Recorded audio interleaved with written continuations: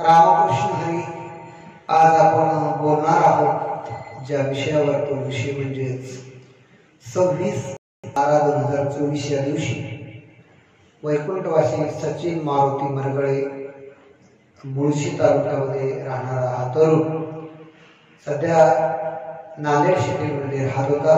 त्याचा रात्रीला अपघात झाला आणि दुर्दैवी असे मृत्यू त्याचा झाला. या दुर्दैवी घटनेमुळे सर्वांच्याच जवळच्या लोकांच्या परिवार, मित्र परिवार सर्वांच्या काळजाचा ठोका चुकलेला आहे. तो त्याचा आणि माझा वैयक्तिक संबंध जर पाहायला गेलं तर मुळशी तालुक्यामध्ये जी तामिनी गावामध्ये शिक्षण मंडळाची विंजाई देवी हायस्कूल आहे, त्या हायस्कूलच्या परिसरामध्ये संत गाडगेबाबा वसतिगृह, भारत विकास परिषद संचलित संत गाडगेबाबा वसतिगृह स्थापन झालेलं आहे.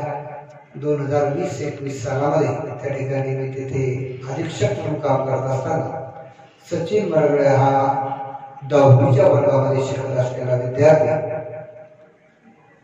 त्या ठिकाणी सर्व सेवा आणि सुविधा देणारे भारत विकास परिषदेचे अध्यक्ष श्री दत्तात्रयजी चितळे सर यांच्या मार्गदर्शनाखाली ते वसतिगृह चालायचं. आध्यात्मिक आणि शैक्षणिक संस्कार घडावे म्हणून चितळे सरांच्या माध्यमातून त्या ठिकाणी जाण्याचा योग आला आणि पुढे या मुलांच्या भेटी झाल्या. तर सचिन हा 10वीच्या वर्गात शिकत होता आणि तो जवळ असल्यामुळे त्याच्या छोट्या मोठ्या सगळ्या सवयी, त्याचा स्वभाव जवळून आम्ही बघितलेला आहे.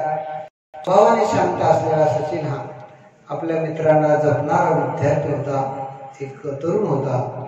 घरची परिस्थिती बेताची असल्यामुळेच त्याला मिळेल त्या परिस्थितीमध्ये तो आनंद मानायचा, आनंदाने जगण्याचा प्रयत्न करायचा. त्याचे वडील मारुती मरगळे हे देखील एक सामान्य आणि शांत स्वभावाचे व्यक्ती होते.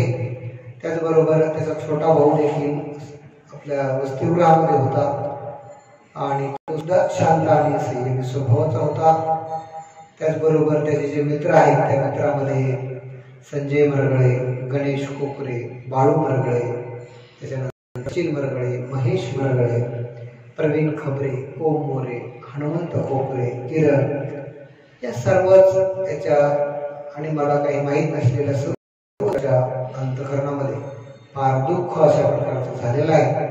तर या सर्वांना भगवंत त्या दुःखातून सावरण्याची शक्ती देव अशी मी भगवान पांडुरंगाच्या चरणी, संत श्रेष्ठ ज्ञानोबा यांच्या चरणी आणि संत बाळूमामाच्या चरणी प्रार्थना करतो. तसंच सचिनचं जे आयुष्य आहे, हे आयुष्य या ठिकाणी थांबल्यामुळे त्याचा जो जीवात्मा आहे, त्या जीवात्म्याला सद्गती लाभण्याकरता परिवार, मित्र परिवार तसेच आम्हा सर्वांच्या वतीनं जे काही प्रयत्न करता येईल ते अवश्य करण्याचा प्रयत्न करूया.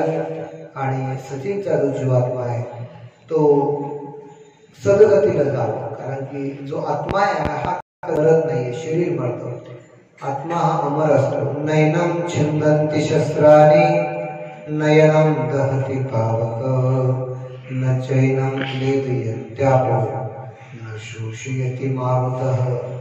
आत्मा हा कधीही न मरणार आहे, तो सच्चिदानंद स्वरूप आहे. असा हा तो जीवात्मा जो आहे त्याला सद्गती प्राप्त होण्याकरता सर्वांनीच आपण आपल्या परीनं अन्नदान, ज्ञानदान आणि त्याच्या नावाने एक सत्कार्य चालू ठेवण्याची नितांत गरज आहे, धार्मिक कार्य करण्याची गरज आहे.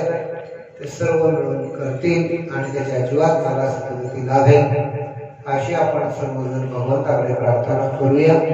आणि या निमित्ताने पुनश्च त्याला एकदा भावपूर्ण श्रद्धांजली आपण देऊया. धन्यवाद. रामकृष्ण हरी.